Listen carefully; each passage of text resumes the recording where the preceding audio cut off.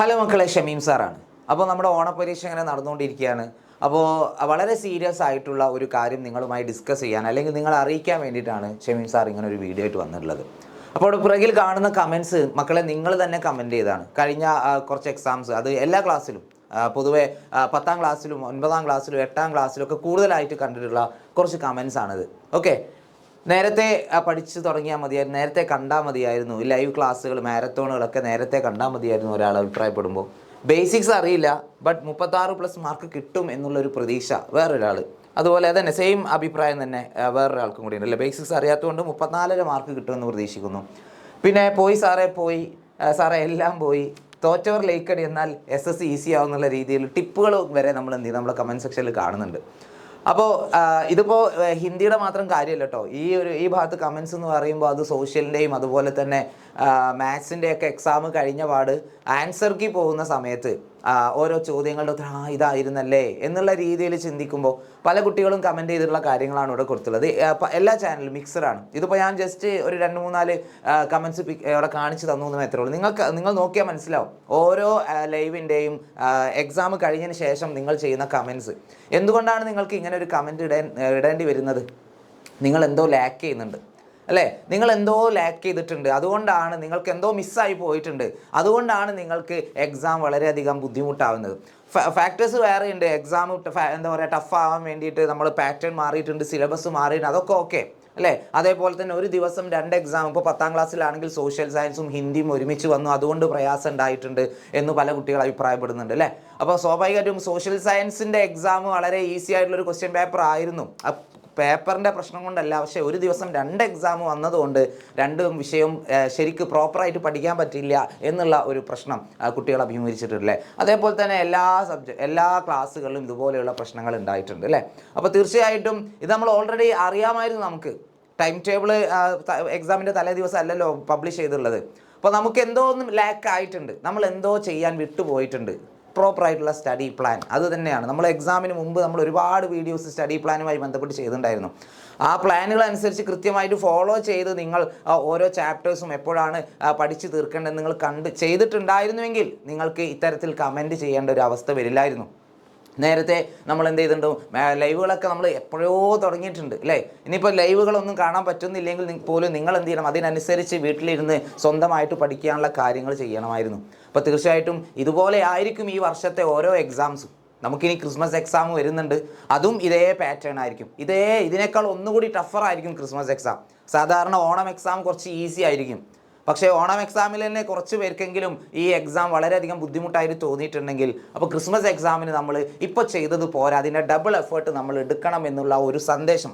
Actually എനിക്ക് ഒരുപാട് സന്തോഷമുണ്ട്. കാരണം എന്താണെന്ന് വെച്ചാൽ നമുക്ക് ഈ ഒരു എക്സാം, ഈ ഒരു ടഫായിട്ടുള്ള ഒരു എക്സാം നമ്മുടെ ആനുവൽ എക്സാമിനാണ് വന്നത് എങ്കിലോ, SSLCക്കാർക്ക് മോഡൽ എക്സാമിനാണ് അല്ലെങ്കിൽ ആനുവൽ എക്സാമിനാണ് ഇത്തരത്തിലൊരു ടഫ്നെസ് കൊണ്ടുവന്നെങ്കിൽ എല്ലാവരും ഈ പരീക്ഷ ഇട്ട ആളുകൾ എന്ത് ചെയ്യും, പഠിക്കുമായിരുന്നു. ഇതുവരെ എന്ത് ചെയ്തു, ഫസ്റ്റ് ടൈമിലേ ടഫാക്കി. ഫസ്റ്റ് ടൈമിൽ അത്യാവശ്യം ബുദ്ധിമുട്ടുള്ള ടൈപ്പ് ക്വസ്റ്റ്യൻസ് ആഡ് ചെയ്തുകൊണ്ട് തന്നെ നമുക്ക് പ്രിപ്പയർ ചെയ്യാനുള്ള ഒരു സമയം കിട്ടിയിട്ടുണ്ട്. കഴിഞ്ഞ വർഷം +1 +2 ഈ ഒരു സമയം അവർക്ക് കിട്ടിയിട്ടുണ്ടായിരുന്നില്ല. കാരണം അവസാനം മോഡൽ എക്സാം ഈസി ആക്കിയിട്ട് പബ്ലിക് എക്സാം കൊണ്ടുപോയിട്ട് ടഫാക്കുന്ന ഒരു സ്ഥിതിവിശേഷമായിരുന്നു കഴിഞ്ഞ വർഷങ്ങളിലൊക്കെ ഉണ്ടായിരുന്നത്. അതിനൊരു മാറ്റം വന്നിട്ടുണ്ട്. നല്ലൊരു സൈൻ തന്നെയാണ്. നമുക്ക് മനസ്സിലാക്കാൻ വേണ്ടി പറ്റും എങ്ങനെ പഠിച്ചാലാണ് നമുക്ക് ആനുവൽ എക്സാമിന് ഫുൾ മാർക്കിലേക്ക് അല്ലെങ്കിൽ A+ലേക്ക് എത്താൻ പറ്റുക എന്നുള്ളത് ഇപ്പോൾ എല്ലാവർക്കും മനസ്സിലായിട്ടുണ്ടാവും അല്ലേ. തീർച്ചയായിട്ടും അല്ലേ.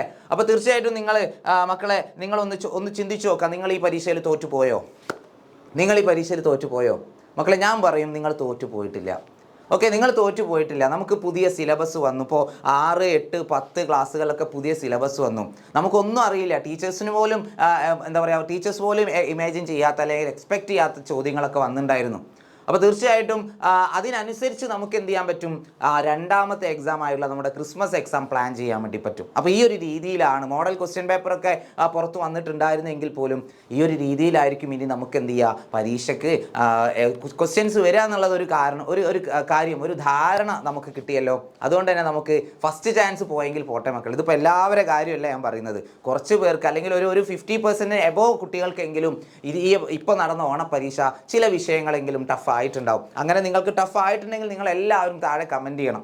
ഓക്കെ, നിങ്ങൾക്ക് ഏതൊക്കെ സബ്ജക്റ്റാണ് ഏറ്റവും കൂടുതൽ ബുദ്ധിമുട്ടായത് എന്ന് നിങ്ങൾ എന്ത് ചെയ്യണം, തീർച്ചയായിട്ടും താഴെ കമൻറ്റ് ചെയ്തിട്ടുണ്ടാവണം കേട്ടോ. ഓക്കെ, അത് നമുക്ക് അതിനനുസരിച്ച് നമുക്ക് കൂടുതൽ വീഡിയോസൊക്കെ തരാൻ അത് ഉപകരിക്കും. നിങ്ങൾ തീർച്ചയായിട്ടും നിങ്ങളുടെ ഓരോ കമൻസും വളരെ വിലപ്പെട്ടതാണ്. നമുക്കതിനനുസരിച്ച് എന്ത് ചെയ്യാം, നിങ്ങൾക്ക് വേണ്ട ക്ലാസ്സുകളൊക്കെ നമുക്ക് പ്ലാൻ ചെയ്യാൻ വേണ്ടി പറ്റും. ഓക്കെ, അപ്പോൾ നിങ്ങൾ കമൻറ്റ് ചെയ്യാൻ മറന്നു പോകരുത്. അപ്പോൾ നമുക്കൊരു സെക്കൻഡ് ചാൻസ് ഉണ്ട്. യെസ്, തീർച്ചയായിട്ടും സെക്കൻഡ് ചാൻസ് ഉണ്ട്. ഫസ്റ്റ് ചാൻസിൽ നമ്മൾ വീണു പോയെന്ന് കരുതി ഇതൊന്നിൻ്റെ അവസാനമല്ല. ഓക്കെ, അപ്പോൾ അതുകൊണ്ട് ഇപ്പോൾ മാർക്ക് നിങ്ങൾ വിചാരിച്ച അല്ലെങ്കിൽ എക്സ്പെക്റ്റ് ചെയ്ത ആ ഒരു മാർക്ക് നിങ്ങൾക്ക് കിട്ടിയില്ല എന്ന് കരുതി ആരും നിരാശരാവേണ്ടതില്ല. നമുക്കിനിയും എക്സാംസ് വരാനുണ്ട്. എസ്പെഷ്യലി ഹിന്ദി ആണെങ്കിലും അല്ലെ, അതുപോലെ തന്നെ സോഷ്യൽ ആണെങ്കിലും മാത്സ് ആണെങ്കിലും സയൻസ് സബ്ജക്റ്റുകളാണെങ്കിലും എല്ലാത്തിനും നമുക്കിനി എന്ത് ചെയ്യാണ്ട് പഠിക്കാൻ ഒരുപാട് കാര്യങ്ങൾ, ഇനിയും ചാപ്റ്റേഴ്സിൻ്റെ എണ്ണം കൂടെ ചെയ്യുന്നുള്ളൂ, കുറയുന്നില്ല. അതിനനുസരിച്ച് നമ്മൾ പ്ലാൻ ചെയ്ത് മുന്നോട്ട് പോയാലേ നമുക്ക് എന്ത് ചെയ്യാൻ പറ്റുള്ളൂ, ക്രിസ്മസ് എക്സാമിനും അതുപോലെ പബ്ലിക് എക്സാമിനും നമുക്ക് ഫുൾ മാർക്കിലേക്ക് അല്ലെങ്കിൽ A+ലേക്ക് എത്താൻ വേണ്ടി പറ്റുള്ളൂ. അപ്പോൾ അതിന് നിങ്ങൾ ചെയ്യേണ്ട കാര്യം ഒന്നേ ഉള്ളൂ, പ്രോപ്പറായിട്ടുള്ള ഒരു പ്ലാനോട് കൂടി പോകുക എന്നുള്ളതാണ് അല്ലേ. ഏതൊക്കെ ചാപ്റ്റേഴ്സ് എപ്പോഴൊക്കെ പഠിച്ചു തീർക്കണം. അവസാന സമയത്ത് മാരത്തോൺ സമയത്ത് നമ്മൾ എന്താ പറയുക, റിവിഷന് വേണ്ടി ആയിരിക്കണം ലൈവിൽ വരേണ്ടത്. റിവിഷന് വേണ്ടി, അതിന് മുമ്പ് നമ്മളെല്ലാം പഠിച്ച് സെറ്റായിട്ടുണ്ടാവണം. അപ്പോൾ അതിനൊക്കെ നിങ്ങളെ ഹെൽപ്പ് ചെയ്യാൻ നമ്മൾ എന്ത് ചെയ്യുന്നുണ്ട്, ഓരോ ക്ലാസ്സിലും നമ്മൾ ബാച്ചുകൾ കൊടുക്കുന്നുണ്ട്. 6ാം ക്ലാസ് മുതൽ +2 വരെ നമുക്ക് ഓൺലൈനായിട്ട് ബാച്ചുകളുണ്ട് നിങ്ങളെ ഹെൽപ്പ് ചെയ്യാനാണ്. ഇപ്പോൾ ഈ ബാച്ചിൻ്റെ പ്രൊമോഷനായിട്ടൊന്നും നിങ്ങൾ കാണേണ്ടതില്ല, നിങ്ങൾ മനസ്സിലാക്കിയാൽ മതി. ഇനിയിപ്പോൾ നമ്മുടെ ബാച്ചിൽ ഇല്ലെങ്കിൽ പോലും നിങ്ങൾ എന്ത് ചെയ്യണം, കൃത്യമായിട്ട് പ്ലാൻ ചെയ്തിട്ട് പോകണം. കാരണം എക്സാം നമുക്ക് കഴിഞ്ഞ വർഷങ്ങളിലെ പോലെ എല്ലാം ടഫാണ്. ഇനി അങ്ങോട്ട് ടഫാവും. ഫുൾ A+കളുടെ എണ്ണം കുറയും, വിജയശതമാനം കുറയും, അത് ഉറപ്പാണ്. ആ ഒരു എന്താ പറയുക, മാറ്റി നിർത്തപ്പെടുന്ന അല്ലെങ്കിൽ മാർക്ക് കുറഞ്ഞു പോകുന്നവരിൽ നമ്മൾ പെട്ടുപോകാൻ പാടില്ല. നിങ്ങളെ ഹെൽപ്പ് ചെയ്യാൻ നമ്മൾ ഇവിടെ റെഡിയാണ്. നിങ്ങൾക്ക് വേണ്ട എല്ലാ ക്ലാസ്സുകളും നമ്മൾ തന്നുകൊണ്ടേയിരിക്കും. ഇപ്പോൾ ഓണം ഓഫറൊക്കെ ഉണ്ട്. ഓരോ ക്ലാസ്സിൻ്റെയും ഫീസും കാര്യങ്ങളൊക്കെ ഇവിടെ കൊടുത്തിട്ടുണ്ട്. 6ാം ക്ലാസ് മുതൽ +2 വരെ നമുക്ക് എന്തുണ്ട്, ബാച്ചുകളുണ്ട്. താല്പര്യമുള്ള മക്കളെല്ലാവരും നിർബന്ധമായിട്ടും എന്ത് ചെയ്യുക, താഴെ കാണുന്ന നമ്പറിൽ കോൺടാക്ട് ചെയ്യുക. എന്നിട്ട് എത്രയും പെട്ടെന്ന് നിങ്ങളുടെ അഡ്മിഷൻ ഉറപ്പാക്കുക. ഓണപ്പരീക്ഷ കഴിഞ്ഞു, ഇനി വെക്കേഷൻ സമയമൊന്നും വെറുതെ കളയേണ്ടതല്ല. ഓക്കെ, മക്കൾ മനസ്സിലാക്കുക. അപ്പോൾ നല്ല മാർക്ക് ഉണ്ടെങ്കിലേ നമുക്ക് സമൂഹത്തിൽ നല്ല രീതിയിൽ നല്ലൊരു ജോലിയൊക്കെ കിട്ടിയിട്ട് നമുക്ക് ജീവിക്കാൻ വേണ്ടി പറ്റുള്ളൂ. ഓക്കെ, ഒരു 18 വയസ്സ് വരെ വീട്ടുകാർ നമ്മുടെ കൂടെ ഉണ്ടാവും. അത് കഴിഞ്ഞാൽ പിന്നെ നമ്മൾ തന്നെ എന്ത് ചെയ്യണം, അധ്വാനിക്കണം. നമ്മൾ തന്നെ സ്വന്തമായിട്ട് ഇപ്പോൾ ഡിഗ്രിക്കൊക്കെ പഠിക്കുന്ന സമയത്ത് ആരും ഉന്തി തള്ളി പറഞ്ഞേക്കാൻ പോകുന്നില്ല. ഡിഗ്രിക്ക് അഡ്മിഷൻ കിട്ടുക എന്നുള്ളത് തന്നെ വലിയ കാര്യമാണ്. +1 ഇഷ്ടപ്പെട്ട സ്കൂളിൽ അഡ്മിഷൻ കിട്ടുക തന്നെ വലിയ വെല്ലുവിളിയായിട്ട് നിൽക്കുന്ന ഒരു സമയത്ത് നമുക്ക് ഡിഗ്രിയിലേക്കൊക്കെ എത്തുമ്പോൾ അത് വളരെയധികം ബുദ്ധിമുട്ടായി മാറും. ഓക്കെ, നല്ല ജോലി കിട്ടണമെങ്കിൽ നല്ല വിദ്യാഭ്യാസം, നല്ല എഡ്യൂക്കേഷൻ ക്വാളിഫിക്കേഷൻ വേണം. അപ്പോൾ അത് കുഞ്ഞു പ്രായത്തിലെ നമ്മൾ എന്ത് ചെയ്യണം, 6ാം ക്ലാസ്സിലാണെങ്കിലും ഏത് ചെറിയ ക്ലാസ്സിലാണെങ്കിലും ആ ഒരു ലക്ഷ്യം നമുക്ക് ഉണ്ടാവണം. നല്ലവണ്ണം പഠിച്ചാലേ നല്ല രീതിയിൽ നമുക്ക് ജീവിക്കാൻ കഴിയുള്ളൂ എന്നുള്ള ആ ഒരു ചിന്ത നിങ്ങളിൽ ഉണ്ടാവണം. അപ്പോൾ നിങ്ങളുടെ കൂടെ എന്നും എക്സാം വിന്നർ ഫാമിലി ഉണ്ടാവും. അപ്പോൾ താല്പര്യമുള്ള മക്കളെല്ലാവരും എന്ത് ചെയ്യുക, എത്രയും പെട്ടെന്ന് തന്നെ ഈ ഒരു ഓഫർ സമയത്ത് തന്നെ നിങ്ങൾ എന്ത് ചെയ്യുക, ബാച്ചിൽ ജോയിൻ ചെയ്യുക. ഇനി ബാച്ചിൽ ജോയിൻ ചെയ്യാൻ പറ്റാത്തവരും കൃത്യമായിട്ടുള്ള പ്ലാനോട് കൂടി കാര്യങ്ങൾ മുന്നോട്ട് നീക്കുക. ഓണം എക്സാമിന് നമുക്ക് പറ്റിയ ഒരു അബദ്ധം ഇനിയുള്ള എക്സാംസിൽ ഉണ്ടാവാൻ പാടില്ല. അപ്പോൾ നേരത്തെ പഠിച്ചു തുടങ്ങിയ എല്ലാവർക്കും ഓൾ ദി ബെസ്റ്റ്. അപ്പോൾ ഇനി എല്ലാവരും ഞാൻ പറഞ്ഞ പോലെ കമൻറ്റ് ചെയ്യാൻ മറന്നു വരുത്. നിങ്ങൾക്ക് ഈ പ്രാവശ്യത്തെ ഓണം എക്സാം ഏതെങ്കിലും സബ്ജക്റ്റ് നിങ്ങൾക്ക് ബുദ്ധിമുട്ടായിട്ടുണ്ടെങ്കിൽ അതും നിങ്ങൾ കമൻറ്റ് ചെയ്യുക. ഏതാണ് ഏറ്റവും ഈസി ആയിട്ട് തോന്നിയത് അതും നിങ്ങൾ കമൻറ്റ് ചെയ്യുക. ഓക്കെ, അപ്പോൾ വീണ്ടും കാണാം മക്കളെ. Tata, bye bye.